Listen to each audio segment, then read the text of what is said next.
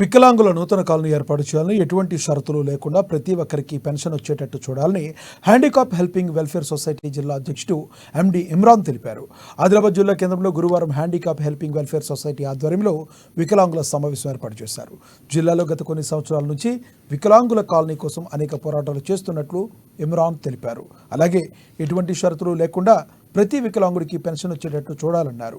ఇదే విషయమై సీఎం రేవంత్ రెడ్డిని కలవడానికి అతి త్వరలో చలో హైదరాబాద్ కార్యక్రమం నిర్వహిస్తున్నట్టు తెలిపారు.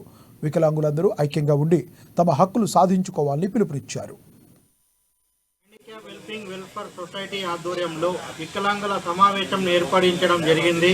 మరియు అనేక సంవత్సరాల నుంచి వికలాంగుల కాలనీ కోసం నిరంతరం ఎన్నో పోరాటాలు చేయడం జరిగింది. ఆ సందర్భంగానే మరి ఈరోజు సమావేశంలో నిర్ణయించడం జరిగింది.